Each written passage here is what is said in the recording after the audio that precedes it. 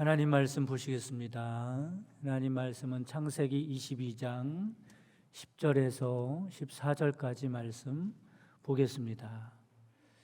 창세기 22장 10절에서 14절까지 말씀 봉독해 드리겠습니다. 손을 내밀어 칼을 잡고 그 아들을 잡으려 하니 여호와의 사자가 하늘에서부터 그를 불러 이르시되 아브라함아 아브라함아 하시는지라.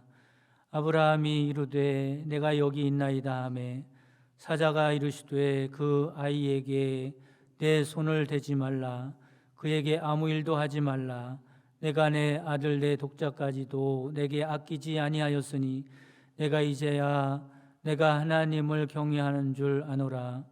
아브라함이 눈을 들어 살펴본즉 한 수장이 뒤에 있는데 뿔이 수풀에 걸려 있는지라. 아브라함이 가서 그 수장을 가져다가 아들을 대신하여 번제로 드렸더라. 아브라함이 그 땅 이름을 여호와 이레라 하였으므로 오늘날까지 사람들이 이르기를 여호와의 산에서 준비되리라 하더라. 아멘. 할렐루야. 오늘은 어린이 주일입니다. 오늘 같은 날이면 우리에게 맡겨진 자녀들, 또 어린 아이들, 또 교회 학교의 아이들, 이런 아이들이 앞으로 사회와 나라 그리고 교회를 잘 세워나가고 이끌어 나갈 건강하고 훌륭한 사람으로 잘 자라게 해야 한다라고 하는 책임감이 느껴지는 날이라고 생각을 합니다. 저는 요즘 어린아이들을 보면 안타까운 생각이 들 때가 많이 있습니다. 저희가 어렸을 때는 자연을 법삼아서 마음껏 뛰놀면서 꿈을 키웠거든요. 앞동산에서는 진달래, 오디, 머루 따먹고 큰 냇물에 가서는 물장구를 치고 다람쥐 쫓고 미꾸라지 잡으면서 칡뿌리 캐먹으면서 살았습니다. 이것이 우리가 받은 자연의 교육이었죠. 저희 집 뒷마당 뒷동산에는 아름드리 큰 소나무가 하늘을 찌르듯 높이 서 있었습니다. 그 나무에 올라가면 동네가 훤히 보였었지요. 저는 그 큰 나무를 바라보면서 그리고 그 나무를 오르면서 꿈을 키우곤 했습니다. 그런데 안타까운 것은 요즘 어린아이들이 자라나고 있는 주변을 보면 바라볼 만한 높은 나무가 없다는 거죠. 뛰어놀 뒷동산도 없고 물장구 칠 맑은 물도 찾아보기가 어렵습니다. 그래서 그런지 요즘 아이들은 정서적으로 메말라 있고 이상과 꿈이 없는 것 같이 보입니다. 그런데 여러분, 다행히도 우리에게는 하나님의 말씀이 있는 줄 믿으시기를 바랍니다. 이 시간 오늘 본문을 통해서 하나님께서 자녀들을 어떻게 양육하기를 원하시는가라는 것을 알아보려고 그럽니다. 오늘 본문에 나오는 아브라함은 유대민족의 조상이죠. 유대민족의 아버지라고도 합니다. 그가 오랫동안 자녀가 없었어요. 그러다가 100살이 돼서야 아들 이삭을 갖게 됐습니다. 그러니까 여러분, 엄밀히 말씀을 드리면 아브라함이 자녀를 갖게 된 게 아니라 아브라함은 생산 능력이 끊어져서 더 이상 자녀를 가질 수 없었는데도 불구하고 하나님께서 은혜로 그 아들을 주신 거죠. 그런데 이삭이 15살쯤 되었을 때 하나님께서 아브라함에게 순종하기 어려운 난처한 요구를 하십니다. 100세에 낳은 금지 오격 같은 아들 이삭을 모리아 산으로 데리고 가서 번제로 바치라고 말씀하는 거예요. 아브라함이 어떻게 했을까요? 하나님의 명령이 불합리하고 인간의 머리로는 도저히 이해가 가지 않았지만 놀랍게도 하나님의 말씀에 순종하게 됩니다. 그러면 아브라함이 어떻게 순종하게 되었을까? 그것은 아브라함의 믿음 때문에 그랬던 것입니다.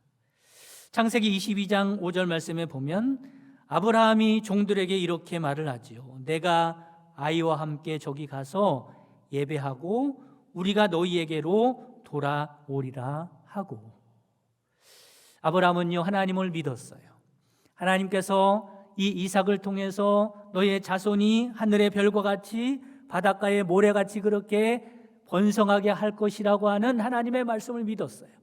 하나님께서 지금은 비록 번제로 드리라고 그러지만 내가 하나님께 번제로 드릴지라도 하나님이 그 이삭을 살리시든지 아니면 다른 방법을 통해서든지 이삭과 함께 다시 돌아오게 할 것이라고 하는 믿음이 있었습니다.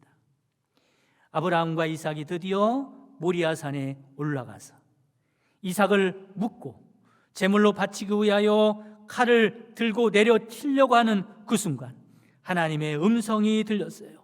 아브라함아, 아브라함아, 그 아이에게 내 손을 대지 말라. 그리고 하나님은 이삭 대신에 미리 준비했던 숫양을 가져다가 번제로 드리도록 했습니다. 그래서 아브라함은 그 땅 이름을 하나님께서 준비하셨다 그래서 여호와 이레라고 지었지요. 우리는 이 말씀을 통해서 우리의 자녀들을 복된 자녀가 되게 하기 위한 아주 중요한 원리 하나를 찾아낼 수 있는데 그게 뭐냐면 너의 손을 대지 말라입니다. 너의 손을 대지 말라. 그러면 너의 손을 대지 말라는 것이 어떤 의미가 있을까? 첫째로는 자녀를 복된 자녀가 되게 하기 위해서는 나의 손을 자녀에게 대지 말아야 한다는 말씀입니다. 여러분, 어떤 가정이 불행한 가정이 되기 쉬운 줄 아십니까? 결혼을 하고요, 상대방을 내가 원하는 대로, 내가 편리한 대로, 내 입맛대로 조각하려고 하는 가정은요, 금방 불행해집니다.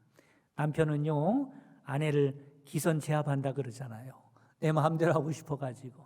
아내는 남편을 내가 원하는 대로 조각하려고 하는 가정은요, 곧 불행해집니다. 자녀들에게도 마찬가지죠. 우리는 흔히 자식을 잘 교육하려고 할 때 내 입맛에 맞도록 조각해 나가는 과정이 교육이라고 생각하기 쉽습니다.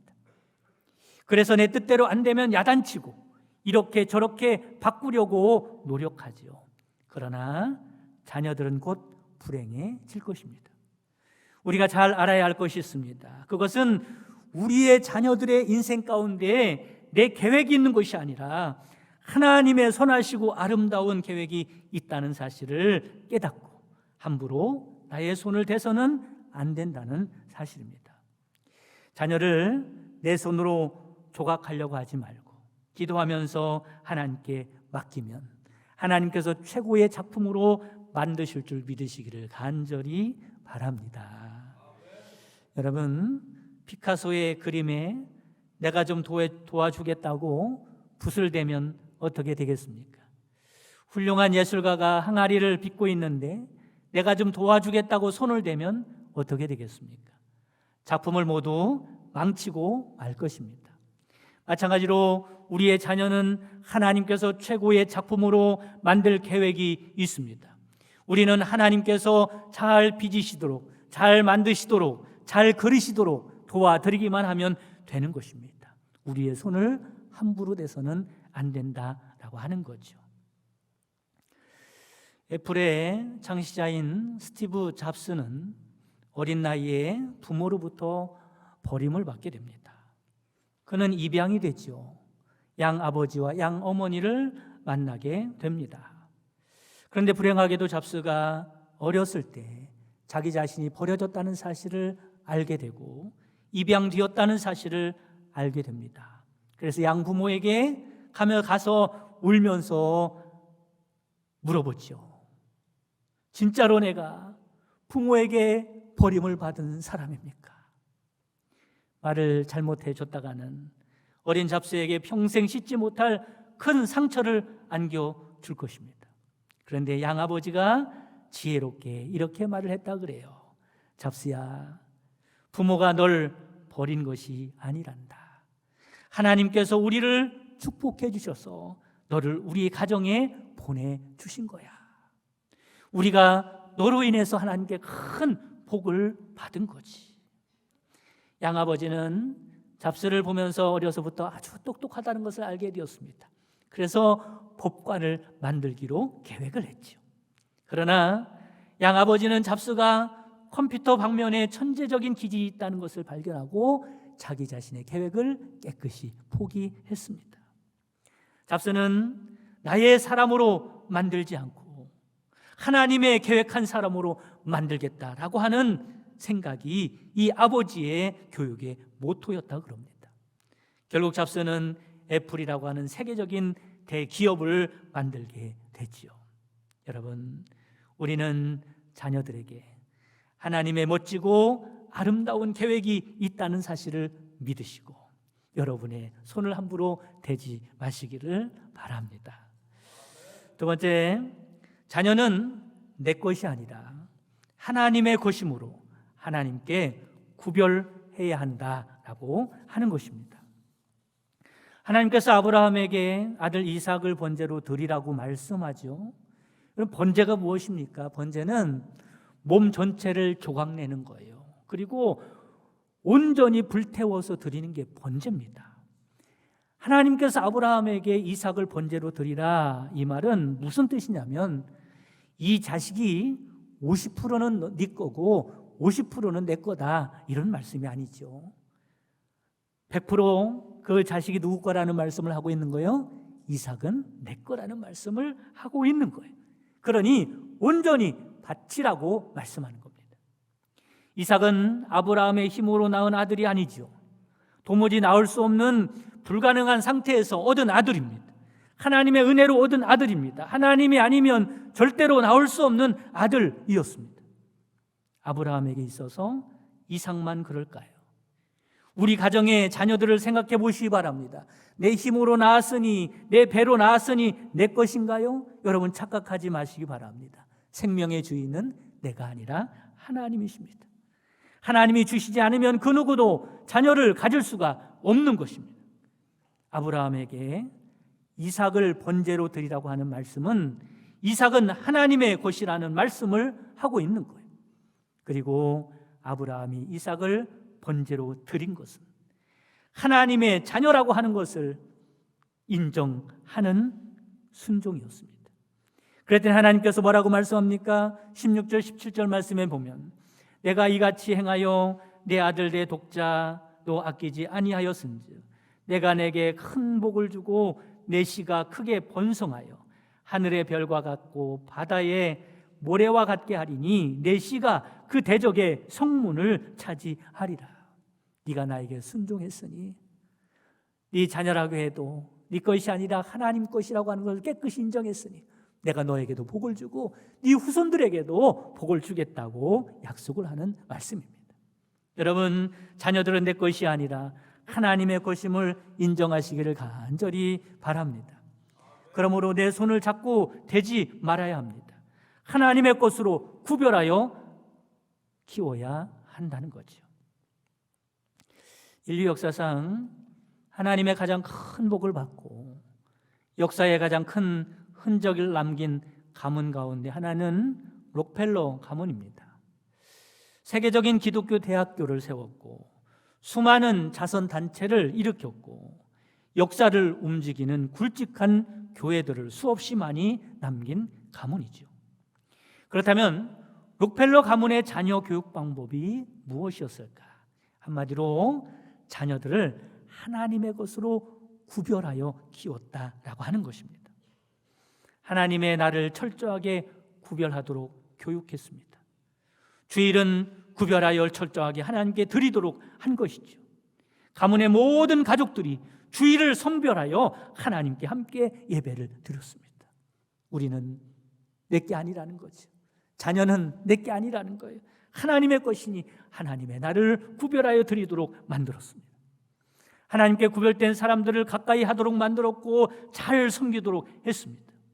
물질 가운데도 하나님의 것을 엄격하게 구별하게 만들었어요. 말을 할 때도 너는 하나님의 사람이니 하나님의 것이니 하나님의 사람답게 구별된 말을 하도록 교육을 했다고 그럽니다. 여러분, 이처럼 자녀들은 하나님의 것입니다. 그러니 하나님께 철저하게 구별되도록 만드시기를 주님의 이름으로 축원합니다. 세 번째, 하나님께 결박되도록 만들어야 한다라고 하는 것입니다. 아브라함은 사랑하는 독자 이삭을 하나님께 바치라고 하는 명령을 받고 모리아 산에 올라가서 밧줄로 그 아들을 결박했습니다. 이런 아브라함에게 하나님은 이렇게 말씀하십니다. 내 손을 대지 말라고 말씀합니다. 왜냐하면 자녀를 결박해야 하는 것은 밧줄이 아니라 하나님의 말씀이기 때문에 그렇습니다. 부모들은 자녀들을 자신의 준비한 밧줄로 묶어두려고 하는 경향이 있습니다. 마치 아브라함이 이삭을 죽이기 위하여 꼼짝 못하도록 결박하듯 말입니다. 그런데 여러분, 부모가 자녀를 결박하면 자녀가 살아나는 것이 아니라 죽는다는 사실을 알아야 합니다. 대신에 하나님께 결박되도록 만들어야 함을 깨달으시기를 바랍니다. 그럼 무엇으로 하나님께 결박되도록 만들어야 하냐면, 먼저는 하나님의 말씀에 결박되도록 만들어야 합니다. 여기서 말하는 하나님의 말씀은 부모의 입에서 나오는 말씀이 아닙니다. 부모의 입에서 나오는 말씀이 아니라 부모의 행함과 삶을 통하여 나오는 하나님의 말씀으로 양육해야 하는 겁니다. 말만으로는 교육이 안 된다는 것을 우리가 너무나 잘 알고 있어요. 자녀들을 결박할 수 없습니다. 오히려 말만 그렇고 행함이 다르면 자녀들에게 거짓말을 가르치는 것밖에 더 되겠습니까? 여러분, 아브라함을 보시기 바랍니다. 하나님께서 아브라함에게 아들 이삭을 제물로 드리라고 말씀하셨습니다. 그랬더니 아브라함이 하나님의 말씀대로 순종하지 않습니까? 이런 모습을 보신 하나님께서 뭐라고 말씀하지요? 12절 말씀에 보면 내가 내 아들 내 독자까지도 내게 아끼지 아니하였으니 내가 하나님을 경외하는 줄을 아노라. 여러분, 아브라함은요, 아들 이삭 앞에서 하나님을 경외하는 것이 무엇인지 행동으로, 삶으로 이삭에게 보여준 것입니다. 구약에 보면 하나님은 당신의 백성들이 자녀로 하여금 말씀으로 어떻게 결박해야 하는가라고 하는 방법에 대해서 말씀합니다. 뭐라고 말씀하지요? 하나님의 말씀을 손목에 매라는 겁니다. 그리고 미간에 붙이라고 말씀하죠. 여러분, 생각해 보시기 바랍니다. 하나님의 말씀을요, 손목에 매는 거예요. 그러면 이해가 가죠? 늘 보이지 않습니까? 하나님의 말씀을 보고 또 보고, 무슨 일을 할 때도 하나님의 말씀이 보이고 또 보고, 이렇게 하라고 손목에 매라는 거예요. 그런데 또 한 가지, 하나님의 말씀을 미간에 붙이라는 겁니다. 이마에 붙이라는 거예요. 여러분, 이마에 붙이면 말씀이 보여요, 안 보여요? 안 보이는 겁니다. 그런데 하나님의 말씀을 이마에 붙이면 누가 보게 돼요?